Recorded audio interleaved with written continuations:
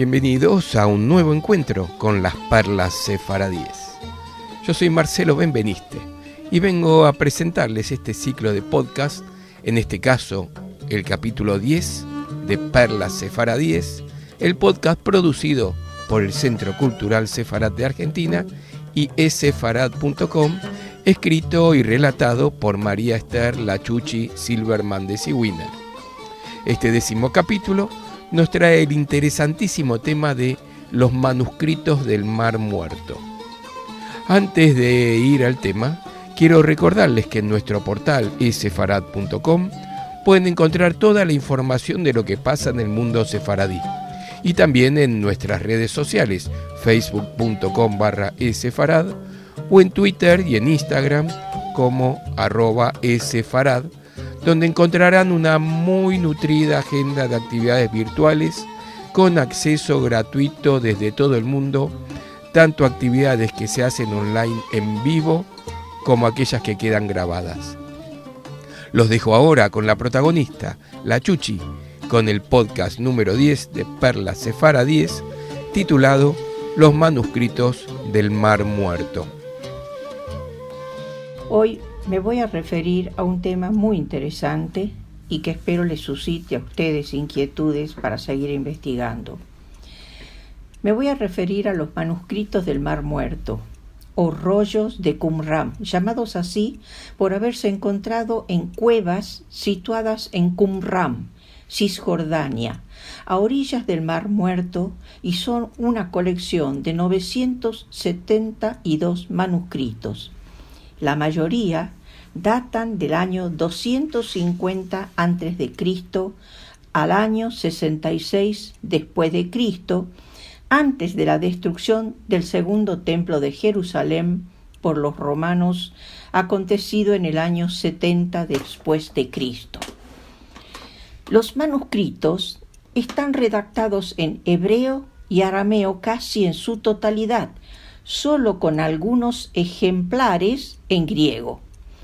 Los primeros 7 manuscritos fueron descubiertos accidentalmente por pastores beduinos a finales de 1946 en una cueva en las cercanías de las ruinas de Qumran, en la orilla noroccidental del Mar Muerto. Posteriormente, hasta el año 1956, es decir, 10 años después, se encontraron manuscritos en un total de 11 cuevas de la misma región.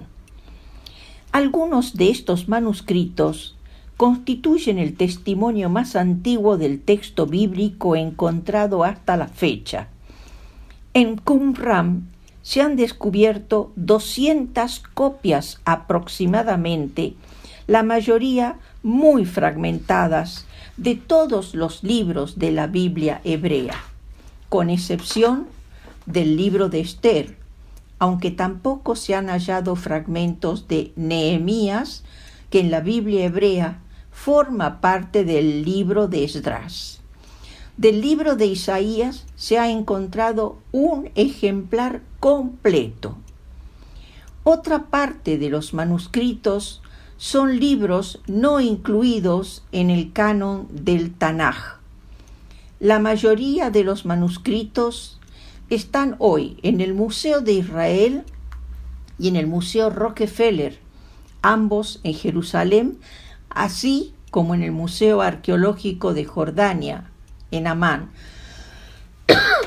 Otros pocos se encuentran en la Biblioteca Nacional de Francia, en París, o en manos privadas, como la colección Schøyen en Noruega. Los miles de los fragmentos reales, la mayoría de los cuales yacen en el santuario del libro, parte del Museo de Israel. Los primeros 7 rollos de pergamino, que con certeza proceden de Qumran, los encontraron, como dijimos, por casualidad, 2 pastores beduinos de la tribu Tahamiré en 1947 en una de las cuevas mientras perseguían a una de sus cabras.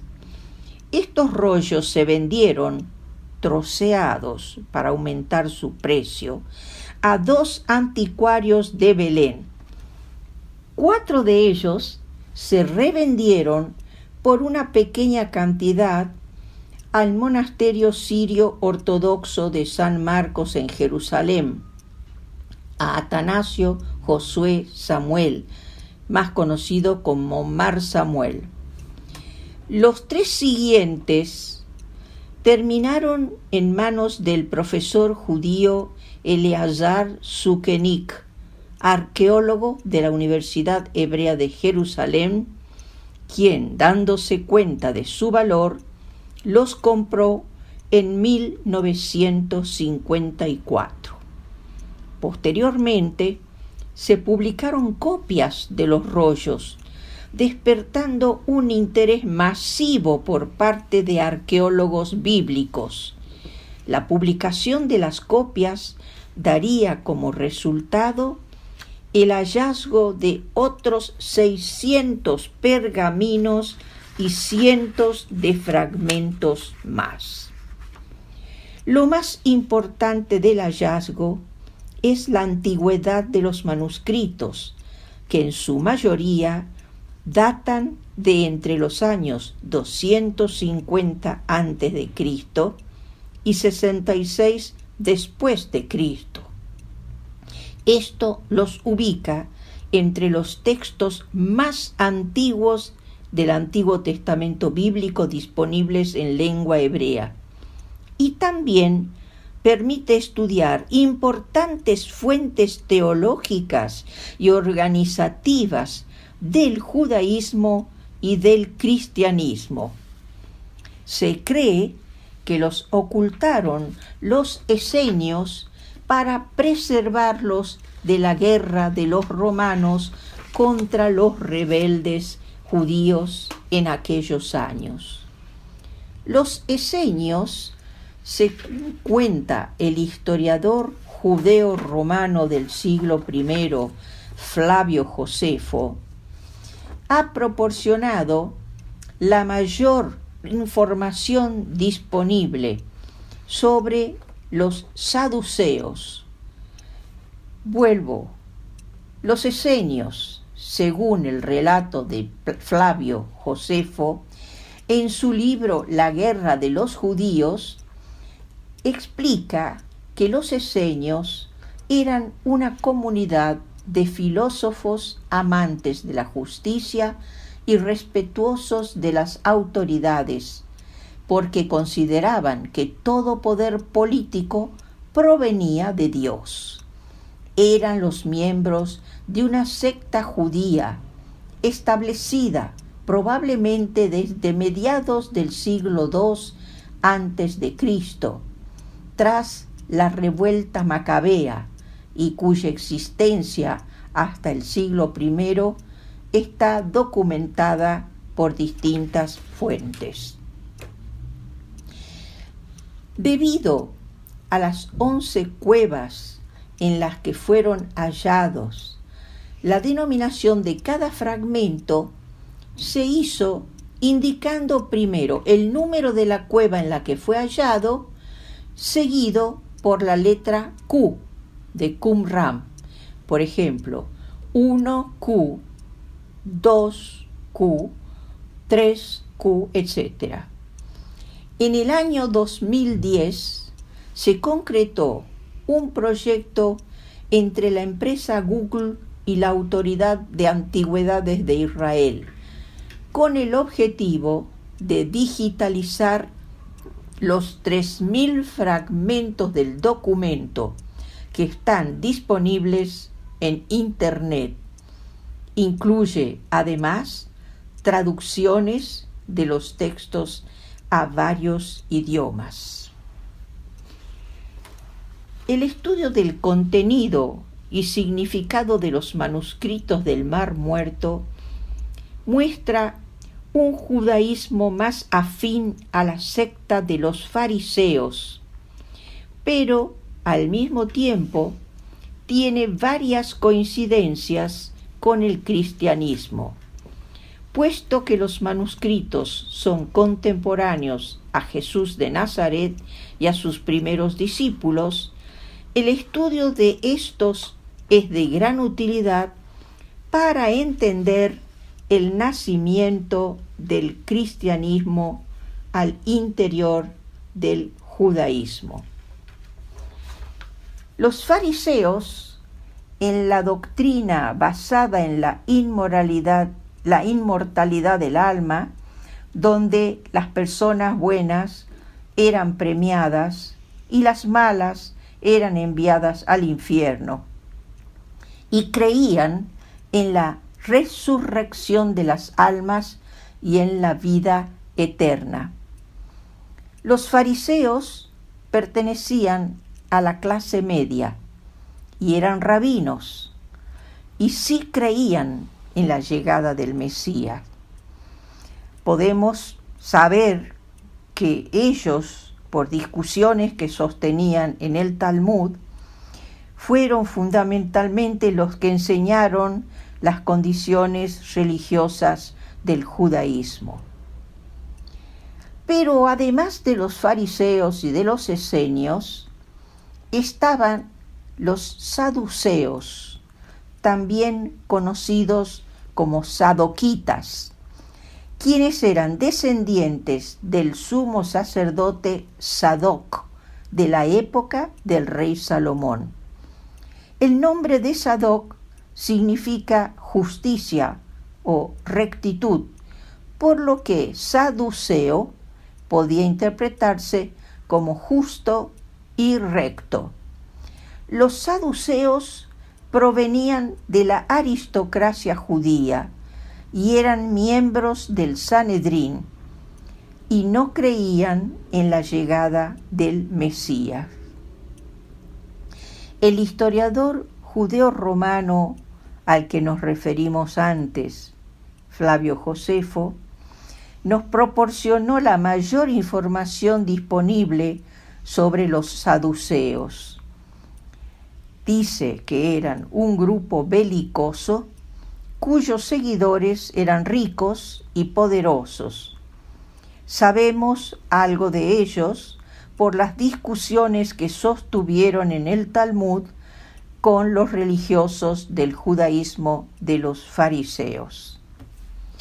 Otro grupo, denominado los celotes, eran pertenecientes a un grupo o una secta religiosa del pueblo judío fundada por Judas el Galileo en el siglo I, caracterizado por el celo, la rigidez, la radicalidad y la vehemencia de su integrismo religioso al pretender, incluso mediante la violencia, que el pueblo judío retornase a la pura ley mosaica de Moisés para cumplir la voluntad de Dios y obtener una completa independencia nacional en Judea de los romanos. El término celote proviene del latín eclesiástico celotes, que significa sectario. En arameo, canaya, que proviene del hebreo canaim, que significa celar, es decir, tener celo. Ahora bien, me voy a referir a quién fue en realidad el historiador Flavio Josefo. Tito Flavio Josefo nació en Jerusalén el 37 de la era actual y se cree que falleció en Roma en el año 100. Él nació como Yosef ben Matitiau. Fue un historiador judeo-romano del siglo I que nació, como dije, en Jerusalén, entonces parte de la Judea romana, de un padre de ascendencia sacerdotal y una madre de ascendencia real. Josefo registró la historia judía poniendo especial énfasis en el siglo I y la primera guerra judeo-romana que se desarrolló entre los años 66 y 70 de la era actual, incluyendo el asedio de Masada. Sus obras más importantes fueron La guerra de los judíos, del año 75, y Antigüedades judías, del año 94. En la primera, La guerra de los judíos, relata la revuelta judía contra la ocupación romana.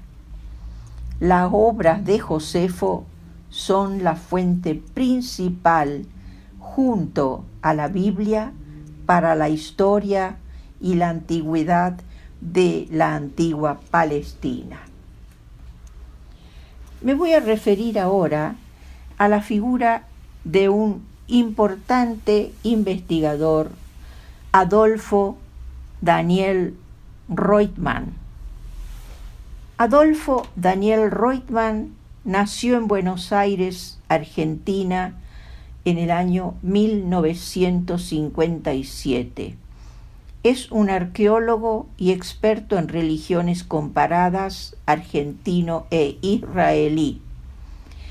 Desde 1994 es el curador de la colección de manuscritos del Mar Muerto y director del Santuario del Libro del Museo de Israel, desde donde impulsó la plataforma que muestra los manuscritos en línea para todo el mundo. Reutemann nació y creció en la comunidad judía del barrio porteño de La Paternal y estudió en la Universidad de Buenos Aires. En 1986 se graduó de rabino en el Seminario Rabínico Latinoamericano para posteriormente emigrar a Israel hablando ya hebreo y con su tesis de doctorado basada en el libro apócrifo de Judith. Con este bagaje consiguió el puesto que había consiguió el puesto de conservador de los manuscritos del Mar Muerto. Estuvo casado, tiene 3 hijos, vive en Israel, habla y escribe en español, inglés y hebreo. En 1980 obtuvo la licenciatura cum laude en antropología y un título de profesorado en historia por la Universidad de Buenos Aires. Continuó sus estudios de máster, finalizándolos en 1985 con la calificación de cum laude, en religión comparada por la Universidad Hebrea de Jerusalén, donde también obtuvo el doctorado en pensamiento judío antiguo. Fue profesor de religión comparada en la Universidad Hebrea de Jerusalén y de pensamiento judío antiguo en el Instituto Schechter de Estudios Judíos. Se presentó al puesto de curador y director del Santuario del Libro, donde sirve desde 1994 como curador, Lisbeth and George Krupp, de los manuscritos del Mar Muerto y director del Santuario del Libro en el Museo de Israel. Como curador, Reutemann se encargó de cuidar la salud física de los manuscritos a su cargo y además de investigarlos, publicarlos y difundir su contenido por medio de publicaciones, exposiciones o proyectos educativos, desarrollando nuevas estrategias como la producción de la película dramática sobre la comunidad del Mar Muerto llamada The Human Sanctuary, o una película de dibujos animados sobre los manuscritos para niños, Santuario Humano, que está disponible en Internet y aunque no es documental, va mostrando en la pantalla información sobre el lugar y la época en la que vivió la comunidad que guardó los manuscritos del Mar Muerto. Su objetivo fue encontrar distintos lenguajes para distintos tipos de públicos, desarrollando programas formativos para alumnos de secundaria o comisionados exposiciones, como la destinada a la divulgación de la nanobiblia, la Biblia más pequeña del mundo. De entre todas estas nuevas estrategias, cabe destacar la digitalización de los manuscritos y su puesta a disposición de las manos de Google desde septiembre de 2011, dejando de estar reservada a los investigadores la posibilidad de leer los manuscritos. Reutemann escribió los textos que acompañan los rollos en Internet y que incluyen datos sobre su descubrimiento en las cuevas de Qumran, y el fotógrafo Ardon Bar-Hamma realizó las imágenes, al tiempo que los ingenieros de Google desarrollaban la plataforma en la que se iban a alojar, y un equipo del Museo de Israel trabajaba para integrar ese desarrollo a su portal de Internet. Reutemann ha participado en congresos y simposios internacionales, así como también ha sido profesor visitante en instituciones académicas como la Universidad de Buenos Aires, la Universidad Hebrea de Jerusalén, la Universidad de Nueva York, la Universidad Complutense de Madrid, el Colegio de México, la Universidad Anáhuac de México, la Universidad Hebraica en México, la Universidad Presbiteriana Mackenzie en Sao Paulo o la Pontificia Universidad Católica de Santiago de Chile. Asimismo, es autor de diversos artículos en revistas profesionales, así como también de ensayos de carácter popular. Quisiera decirles que si ustedes tienen inquietud, pueden encontrar en Internet charlas y conferencias completas que el Dr. Reutemann desarrolla en distintos ámbitos en lengua española. Hasta acá hemos llegado para el día de hoy. Espero que les haya sido de interés. Gracias.